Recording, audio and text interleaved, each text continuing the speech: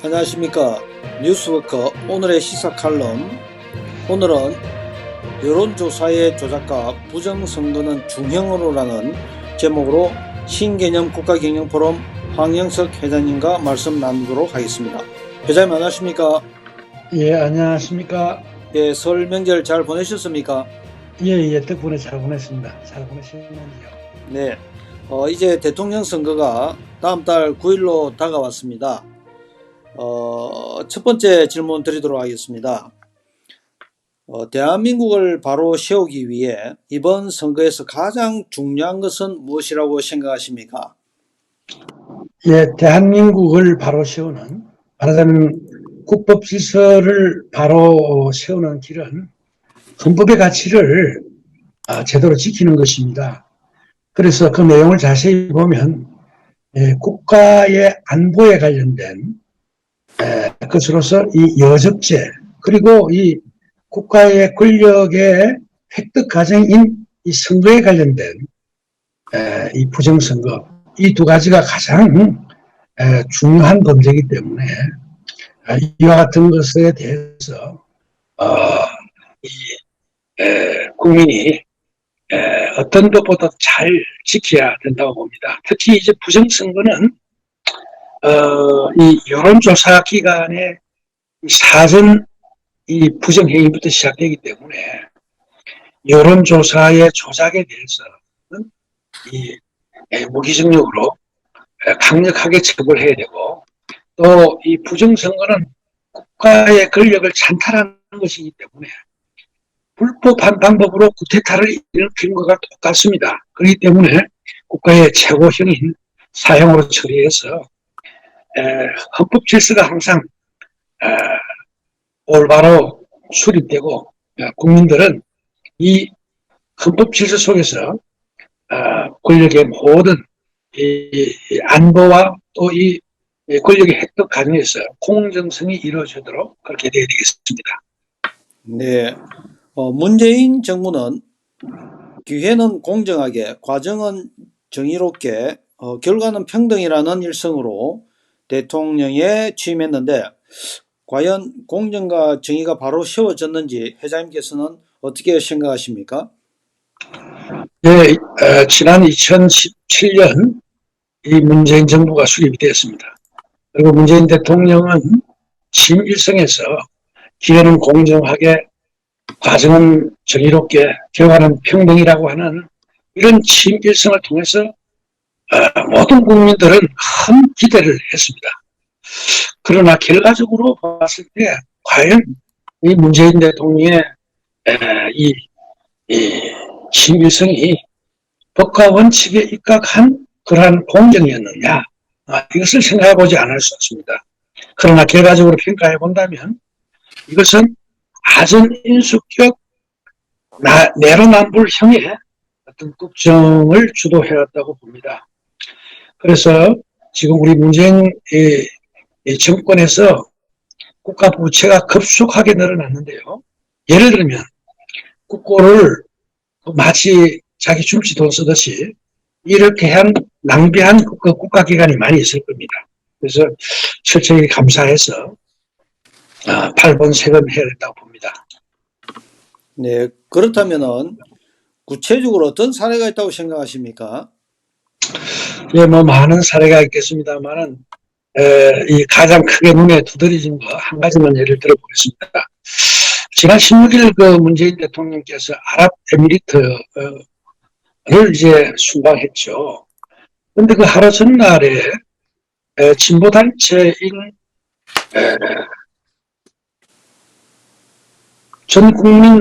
전국민중행동이라는 이런 진보단체가 있습니다. 그런데 지금 코로나로 엄중한 시기임에도 불구하고 불법 집회를 열었습니다.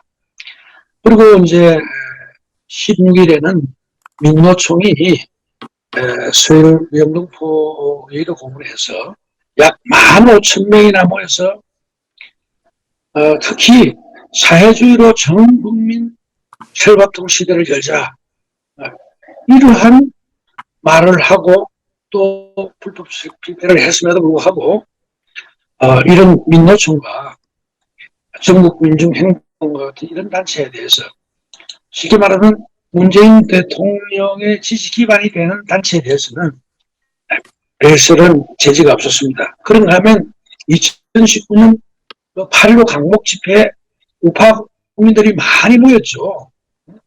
그때 어땠습니까? 코로나에 대한 강제 방역을 전부 실시하겠습니다. 그리고 그 명령에 따르지 않는 사람들은 전부 고발 조치를 했습니다. 이와 같이 문재인 대통령은 그동안 행적이 정말 내로남불형 또 아선인수격 행정이었다 이렇게 봐집니다. 네, 회장님, 문재인 정부 임기가 2달밖에 남지 않았습니다. 이번 문재인 정부와 더불어민주당의 이재명 대선 후보가 가장 잘못한 것은 무엇이라고 생각하십니까? 네, 물론 문재인 대통령의 문재인 정부와 또 더민주당의 이재명 후보가 잘한 것이 많이 있겠죠. 그러나 예를 들어서 문재인 대통령 하면 이 문재인 정부 기간에 뭘 잘했느냐 이렇게 하면 뭘 잘했다 이런 것이 사실은 이렇게 손에 꼽기가 어려울 겁니다. 그러나 그것은 자체하고라도 가장 중요한 게 뭡니까? 국가의 안위 아닙니까? 안보가 파탄이 나고 또 지금 현재 중소기업들의 줄도사이 나고 자영업자들이 얼마나 어려워져 있습니까? 그러면서 또 이 코로나19에는 정치 방역을 하고 있습니다. 이와 같은 것을 볼 때 문재인 정부에서 이 안보, 경제, 국제 외교 등 파탄난 것이 많이 있습니다. 예를 들어서 안보 같은 경우에는 우리가 지금 현재 휴전선 주변에 그 휴전선을 가로막고 있던 철책선과 그 GP 다 철수했죠. 그 다음 지뢰 매설된 지뢰 다 제거했죠. 동해안 휴전선 근방의 철조망 제거, 한강하구 철책 제거, 또 탱크 방어벽 철거, 병력 12만 감축을 발표했습니다. 이것은 정말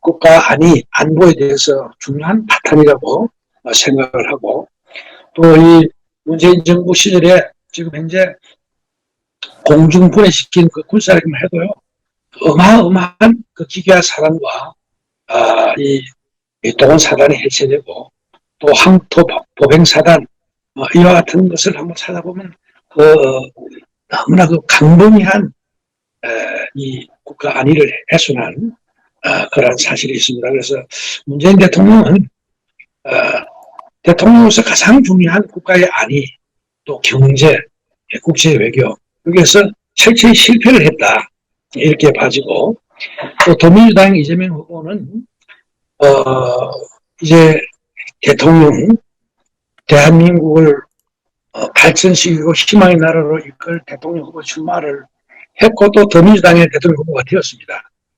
그런데 한 나라의 최고 지도자의 가장 최고의 대통령의 덕목은 무엇입니까? 누가 보더라도 신뢰 아닙니까? 그리고 정직성 아닙니까? 그런데 그 신뢰와 정직성이 너무나 멍이 들었습니다.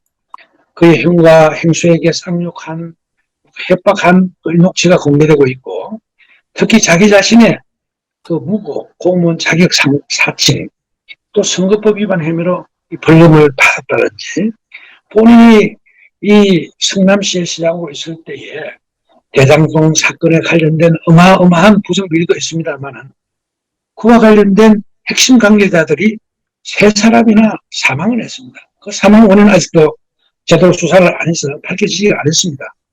또한 2018년에 그 공직선거법 소송에 관련된 그 변호사 비용에 관해서 폭로한 사람이 사망을 했죠.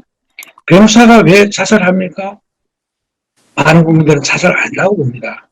이와 같은 불미스러운 일들이 많이 일어났습니다. 또 성남시 시장으로 있을 때 시의 의장이었던 최윤길 전 의장이 구속이 됐는데요. 이분도 지금 성남시 도시개발공사를 설립할 때 조례안을 통과하신 분 아닙니까? 그리고 하천 대유의 대주주인 김만배 씨로부터 성과금 40억을 받아가지고 지금 이제 받았다는 혐의로 지금 구속이 되었죠. 이와 같이 한 나라의 대통령을 나서는 분이 신뢰나 정직성에 문제가 있고 또 많은 사건으로 이렇게 얼룩져 있습니다. 그래서 정말 앞으로 대통령 후보는 정말 누구보다도 정직하고 또 신뢰가 있는 그런 사람이 후보자로 나서기를 바랍니다. 네, 다시 본론으로 와서 여론조사의 조작은 왜 위험한지 한번 말씀해 주십시오. 예, 이 조작이라는 것은 사실이 아닌데 이 인위적으로 만들어내는 거죠. 그러니까 이 여론조사의 조작은 여론조사의 사실을 국민들에게 알려줘야 되는데 조작을 하니까 이것은 국민을 속이는 것입니다. 그래서 이것은 그 다음 부정선거를 위한 전 단계에서 일어나는 것이거든요. 그렇기 때문에 여론조사 조작은 그 여론회사의 대표 그리고 그 담당자에 대해서 중징계가 일어나야 되는데 많은 국민들은 그렇게 생각합니다. 종신형 무기징역 정도가 되어야 된다 이렇게 이야기하고 있습니다. 부정선거는 왜 국가 발전을 제외하고 위험한지 한번 설명 좀 부탁드리겠습니다. 예, 부정선거는 일종의 그 부정한 방법의 쿠데타나 마찬가지입니다. 국가 권력을 찬탈하는 것입니다. 그래서 이것은 조작에 의해서 이루어지죠. 그래서 국가 권력을 정상적인 방법이 아닌 비정상적인 방법으로 찬탈하는 것이기 때문에 권력을 찬탈하는 것이기 때문에 이것은 최고형이 내려져야 된다고 봅니다. 그래서 특히 그 부정선거가 일어나려고 하면 중앙선거관리위원회의 위원장뿐만 아니라 중요한 직원들 그리고 이제 이 선거관리위원장들이 판사들 아닙니까?